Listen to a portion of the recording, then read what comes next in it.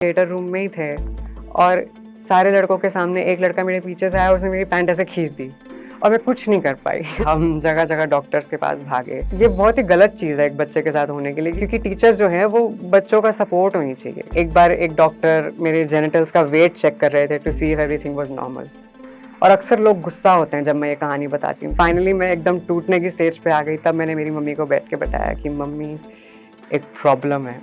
मेरी मम्मी ने पूछा क्या? जब जोश टॉक की टीम ने मुझे एक्चुअली अप्रोच किया था कि वो मेरी स्टोरी कवर करना चाहते हैं, और उन्होंने मुझसे पहला सवाल पूछा था कि आप सबको वो लड़का तो याद होगा ना? अरे वही जो आपके स्कूल, कॉलेज या ऑफिस में था, जिसका चाल-चलन थोड़ा अलग था, शौक थोड़े लड़कियों जैसे थे। अक्सर ऐसे लोगों को हम मीठा, छक्का, सिक्सर बोलकर साइड में हट जाते हैं। उनका हम एक ही बार मज़ाक उड़ाते हैं, लेकिन हम ये सोचना भूल जाते हैं कि एक-एक बार पूरा बैच, पूरा ऑफ़िस या पूरा स्कूल उनका मज़ाक उड़ाता है और वो कभी जवाब नहीं देते। अक्सर वो किनारे में मुँह झुकाकर ऐसे खड़े रहते हैं या चले जाते हैं। हम कभी समझ भी नहीं पाते कि वो कहना क्या चाहते हैं, और ये कहानी उनके जवाब के बारे में। मैं बताऊँगी कि वो क्या कहना चाहते हैं। ये कहानी ज़्यादा साल पुरानी नहीं है, कम से कम 10-15 साल ही होंगे, और उस समय मेरा नाम देव हुआ करता था और मैं वही लड़का थी जिसका सब मज़ाक उड़ाते थे। घर पे मुझे डाँट पड़ती थी क्योंकि मेरे शौक थोड़े अलग थे, और मैं बचपन से काफ़ी टैलेंटेड रही हूँ, मुझे कई चीज़ें करना पसंद था। स्पोर्ट्स हो या थिएटर हो, म्यूज़िक और डांसिंग तो बहुत ही ज़्यादा। लेकिन धीरे-धीरे मेरे हर शौक का इतना मज़ाक उड़ाया गया ना, मैंने अपने शौक पे गिव अप कर दिया। आई रिमेंबर जब मैं स्पोर्ट्स फील्ड पे जाती थी, तो वहाँ पे लड़के मेरा मज़ाक उड़ाते थे, और वो ही नहीं, जब वो स्पोर्ट्स टीचर था, वो भी मेरा मज़ाक उड़ाता था। तो आप समझो एक बच्चा जिसको स्टूडेंट्स तंग कर रहे हैं और वो सोच रहा है कि यार मेरे साथ तो गलत हो रहा है, मेरे को टीचर की हेल्प माँगनी चाहिए। टीचर ही उसका मज़ाक उड़ा रही है। वो जो अकेलापन मैंने महसूस किया ना उस टाइम पे, never wanted to feel that again. मैंने स्पोर्ट्स पे गिव अप कर दिया। आई रिमेंबर डांस क्लास मेरी फेवरेट हुआ करती थी। हमारी एक मैडम थी, Shankari madam, one of my favourite teachers. बहुत ध्यान रखती थी मेरा, बहुत प्यार से रखती थी। एंड आई रिमेंबर उनकी क्लास में मुझे डांस करना कितना अच्छा लगता था, बट उसमें भी मेरे शौक और प्रेफ़रेंसेस थोड़े लहराने वाले लड़कियों जैसे, और स्टेज पे तो तालियाँ बज जाती थी, लेकिन स्टेज से उतरने के बाद क्लास के लड़कों के जो ताने सुनने पड़ते थे ना, मैं नहीं सुन सकती थी। मैंने डांस करना भी छोड़ दिया। घर पे मेरे को जैसे रहना पसंद था, उसके भी लोग ज़्यादा फ़ैन नहीं थे। मुझे बहनों में उठना-बैठना ज़्यादा पसंद था और बचपन में सब चलता था। अगर छोटा बच्चा थोड़ी अलग हरकतें कर रहा है ना, तो बचपना समझ के छोड़ दिया जाता है। लेकिन एक एज आती है जब लड़के-लड़कियों में फ़र्क दिखने लग जाता है, और दूसरे भी आपसे एक्सपेक्ट करते हैं कि आप अब एक लड़के की तरह एक्ट करें, थोड़ा चौड़ के चलें, आवाज़ में थोड़ा भारीपन लाएँ और ये इतराना, शौक ये सब छोड़ दें। वो एज मेरे लिए बहुत डिफ़िकल्ट थी, जब मुझे वो चीज़ें करने को बोला जा रहा था जो मेरे पसंद की थी ही नहीं। मैं कभी समझ नहीं पाई कि मुझे ऐसा क्यों करने को किया जा रहा है, क्योंकि मेरी अंदर से जो फीलिंग थी, मैंने अपने आप को कभी एक आदमी या लड़का महसूस ही नहीं किया। मैं बचपन से अपने आप को एक लड़की या औरत के रूप में ही देखती थी, और फिर जब बाहर वाले लोगों से मुझ पे ये दबाव आया कि मैं उससे अलग हटकर एक ज़िंदगी जिऊँ, तो वो मेरे लिए बहुत मुश्किल हो गया। आई रिमेंबर 14 साल की उम्र, 13-14 साल की उम्र, जिसमें अक्सर बच्चे प्यूबर्टी स्टार्ट करते हैं और आपके शरीर में अलग-अलग तरीके के बदलाव आते हैं। वो टाइम बहुत ज़्यादा मुश्किल था मेरे लिए, जैसा कि कई ट्रांसजेंडर लोगों के लिए होता है। क्योंकि उस समय में मेरा शरीर एक ऐसे तरीके से डेवलप करने लग गया, जो मुझे नेचुरल या राइट नहीं फ़ील हो रहा था। मैंने सोचा था मैं बड़ी होके एक लड़की बन जाऊँगी, और अब दाढ़ी मूंछ आ रही है। तो समझो आप वो कितना अजीब थॉट प्रोसेस होगा मेरे लिए, मैं कितनी कन्फ्यूज़ रही होंगी उस टाइम पे। और इस टाइम मैं अपने बारे में इतना बुरा फ़ील करती थी, अपने आप को इतना कम समझती थी कि मैंने लोगों से घुलना-मिलना बिल्कुल छोड़ दिया। अपने सारे टैलेंट, स्कूल में पढ़ाई, सब चीज़ों में पिछड़ गई, अकेले अपने किनारे में चली गई। स्कूल की शुरुआत में 2nd-3rd क्लास तक मेरे बहुत सारे दोस्त हुआ करते थे, और मैं सबसे बात करती थी, लड़कियों से भी, लड़कों से भी। और फिर अचानक 4th-5th क्लास में सब लड़कों ने मुझसे दूर रहना शुरू कर दिया। जब लड़के फील्ड्स पे जाके खेलते थे, तो मुझे क्लास में रहकर स्केचेस बनाना ज़्यादा पसंद था, और हम में कुछ ऐसे डिफरेंसेस आ गए थे कि हम एक-दूसरे की कंपनी एन्जॉय नहीं करते थे। और 6th-7th क्लास के अराउंड मैंने कई नए-नए वर्ड सुने, जब लोगों ने मुझे मीठा, छक्का और सिक्सर बोलना शुरू करा। मैंने देखा कि लड़कों ने एक अजीब-सी दूरी बना ली थी मुझसे, इवन वो लड़के जो मेरे बहुत अच्छे दोस्त हुआ करते थे। अचानक से सबकी इमेज पे आ गया था मेरा दोस्त होना। कोई मेरे साथ दिखना नहीं चाहता था क्योंकि लोग उनके बारे में भी वही सोचेंगे और वही बोलेंगे जो वो मेरे बारे में बोलते थे। लोगों का दूर हो जाना फिर भी ठीक था क्योंकि उससे मैं किसी न किसी तरीके से मैनेज कर लेती थी। पढ़ाई थोड़ी ज़्यादा कर लेती थी या कोई को-करिकुलर एक्टिविटी कर लेती थी कि मेरे को दोस्तों की ज़रूरत महसूस ही ना हो। लेकिन जब लोगों ने दूर होने के साथ-साथ तंग करना भी शुरू कर दिया, तो मेरी ज़िंदगी काफ़ी मुश्किल हो गई। आई रिमेंबर जब मैं स्कूल में जाया करती थी, बॉयज़ वॉशरूम में जाया करती थी उस समय पे क्योंकि मैं लड़का थी उस समय पे और आते-जाते लड़के मुझे जगह-जगह पे पैट कर रहे हैं, अजीब-अजीब बातें कर रहे हैं और मतलब मुझे बड़ा अजीब-सा लगता था और बोलने में भी शर्म आती थी क्योंकि एक शेम होती है ना अपने आप में कि तुम खुद भी तो लड़के हो, तुम्हारे साथ ऐसा कैसे हो सकता है? तुम किसी को मत बताओ। तो उस शर्म में मैं किसी को बोल नहीं पाई। आई रिमेंबर हम थिएटर प्रैक्टिसेस कर रहे थे मेरे स्कूल के एनुअल फंक्शन के टाइम पे। मैं एक्टिंग करती थी, प्लेज़ में हमेशा मुझे मेन रोल मिलता था, मुझे एक्टिंग का काफ़ी शौक था। और आई रिमेंबर हम थिएटर रूम में ही थे और सारे लड़कों के सामने एक लड़का मेरे पीछे से आया, उसने मेरी पैंट ऐसे खींच दी और मैं कुछ नहीं कर पाई। आई फ़ील लाइक पहले 5 सेकंड तो मैं हिली भी नहीं अपनी जगह से, मैं वहीं पे जमी सी रह गई। मुझे समझ ही नहीं आया मेरे साथ हुआ क्या था? कई चीज़ों का मेरा रिएक्शन यही होता है। मैं एकदम समझ ही नहीं पाती कि ये हुआ कैसे, कैसे हुआ? और जब तक समझती हूँ ना, तब तक मुझे लगता है मेरी गलती होगी। शायद मैं ही थोड़ा ज़्यादा ठुमक के चलती हूँ या मैं ही ज़्यादा इतराती हूँ, इसीलिए सब हँसते हैं, इसीलिए सब तंग करते हैं। तो जब कुछ ऐसी अजीब हरकतें होती भी थी, तो मैं कुछ बोलती नहीं थी। ना मैं कुछ सोचती थी, ना मैं किसी को दिखाती थी। मैं घर जाती थी, रोती थी, अगले दिन स्कूल आके फिर से सह लेती थी। आई रिमेंबर मेरे स्पोर्ट्स के सर मेरा इतना मज़ाक उड़ाया करते थे स्पोर्ट्स के पीरियड्स में। कहते थे, "इतरा के मत खेल, ऐसे मत खेल, वैसे मत खेल" और मैं पूरी कोशिश करती थी। वो जितने भी असाइनमेंट्स, जितने भी टास्क, जितनी भी एक्सरसाइज़ेज़ हमें बोलते थे, मैं पूरी करती थी। उसके बाद भी एक दिन मैं अपनी एक्सरसाइज़ पूरी करके जब खेलने जा रही थी, तो उन्होंने ज़बरदस्ती मुझे पकड़ के बुलाया कि, "ए देव, इधर आओ।" एंड देन उन्होंने ज़बरदस्ती मुझे लड़कियों के साथ एक्सरसाइज़ करवाई, जो कि मेरे लिए कोई प्रॉब्लम नहीं थी, सारी मेरी सहेलियाँ ही थी। बट उनका बोलने का तरीका और उनकी इंटेंशन मुझे नीचा दिखाने की थी। एंड आई रिमेंबर उसके बाद क्लास के लड़के मेरा कितना मज़ाक उड़ाया था उन्होंने, कितना हँसे थे मुझ पे क्योंकि मैंने लड़कियों के साथ एक्सरसाइज़ की। और ये बहुत ही गलत चीज़ है एक बच्चे के साथ होने के लिए क्योंकि टीचर्स जो हैं वो बच्चों का सपोर्ट होनी चाहिए। जब बच्चे को कोई प्रॉब्लम आ रही है तो वो टीचर के पास ही तो जाएगा।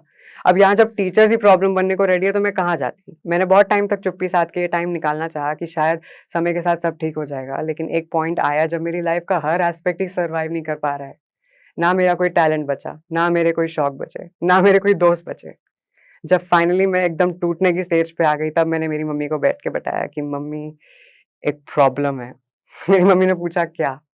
तो मैं बोल नहीं पाई। मैंने मम्मी को जाके बस बोला कि मम्मी मुझे लड़कियाँ नहीं पसंद। फिर मेरी मम्मी ने एक्चुअली बोला कि देव बेटा तुम कह रहे हो तुम गे हो? मैं डर गई और मैंने सोचा कि इसी को हाँ बोल देती हूँ क्योंकि पूरी बात बताई तो शायद हार्ट अटैक ही ना आ जाए। तो मैंने बोला हाँ और मम्मी ने मुझे थोड़ा दिलासा दिया कि कोई बात नहीं, आजकल बहुत लोगों को ऐसी प्रॉब्लम हो जाती है और हम इसको बड़े अच्छे से ठीक कर लेंगे।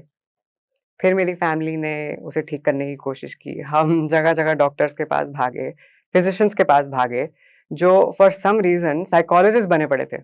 आई रिमेंबर एक फैमिली डॉक्टर था, फिज़िशियन था, लेकिन वो मुझे बैठ के मेरी काउंसलिंग कर रहे थे। कह रहे थे कि बेटा मम्मी-पापा को बहुत बुरा लग रहा है, मम्मी-पापा को आपको ऐसे नहीं देखना है। और मैं देख रही थी कि ये डॉक्टर मुझे ऐसे क्यों बोल रहा है? जितने भी स्टडीज़ मैं जानती थी, जितने भी रिसोर्सेज़ मैंने देखे थे, ये चीज़ तो गलत है ही नहीं। आई रिमेंबर कई बार डॉक्टर्स मेरी फिजिकल एग्जामिनेशन भी करते थे, for no reason at all. I remember एक बार एक डॉक्टर मेरे जेनिटल्स का वेट चेक कर रहे थे to see if everything was normal. और अक्सर लोग गुस्सा होते हैं जब मैं ये कहानी बताती हूँ क्योंकि उन्हें लगता है कि मैं डॉक्टर्स को बदनाम करना चाहती हूँ या इस प्रोफ़ेशन को बदनाम करना चाहती हूँ। बट प्रॉब्लम ये नहीं है कि डॉक्टर टेस्ट कर रहे थे। प्रॉब्लम ये है कि डॉक्टर्स ऐसे टेस्ट कर रहे थे जिनकी ज़रूरत ही नहीं थी। और इसमें उनकी गलती नहीं, इसमें मेडिकल टैक्स की गलती है। हमें तो मेडिकल टैक्स से ही मिटा दिया गया है। फिर एक डॉक्टर थे जिन्होंने हमें बताया कि ये एक्चुअली कोई शारीरिक बीमारी नहीं है। आप एक साइकोलॉजिस्ट के पास जाइए, काउंसलिंग लीजिए और एक परिवार के तौर पे आपस में मिलके इस पे काम करिए। फिर मैं एक साइकोलॉजिस्ट के पास गई, कई सेशंस लिए और धीरे-धीरे, धीरे-धीरे जैसे मैंने उनको बातें बताई, हमें पता चला कि ये सिर्फ़ लैंगिकता नहीं बल्कि जेंडर के बारे में है। Not just sexuality but gender.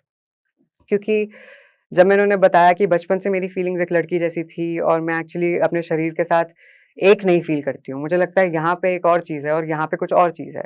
तो उस मिसमैच को फाइनली एक डॉक्टर ने जेंडर डिस्फोरिया का नाम दिया। और अक्सर लोग सोचते हैं कि जब उन्हें कोई डायग्नोसिस मिलेगा तो उनका दिल टूटेगा, उनको बुरा लगेगा।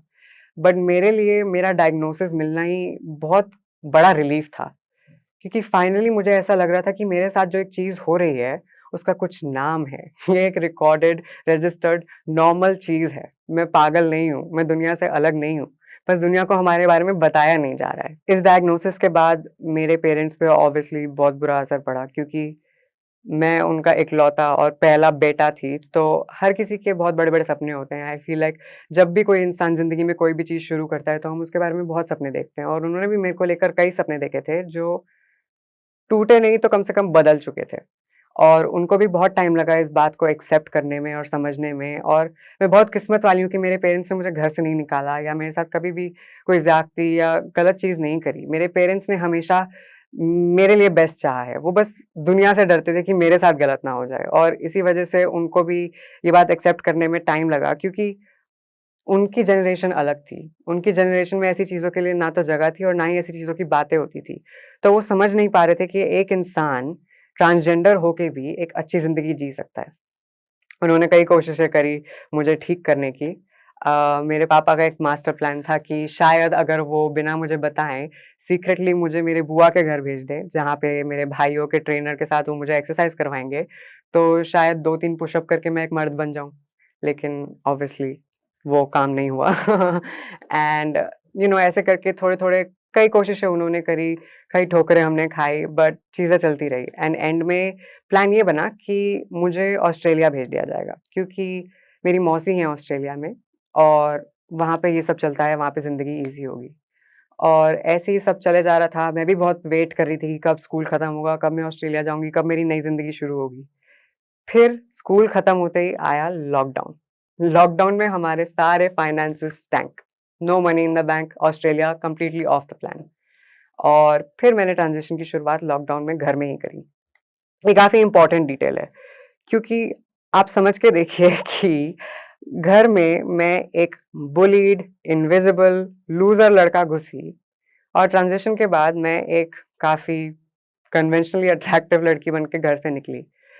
तो जो लोगों का मेरी तरफ नज़रिया था, लोगों का मेरी तरफ जो बर्ताव था, वो एकदम इंस्टेंटली बदला, और यहाँ पे एक बहुत इम्पोर्टेंट टर्म आती है जिसका नाम है सेल्फ एस्टीम।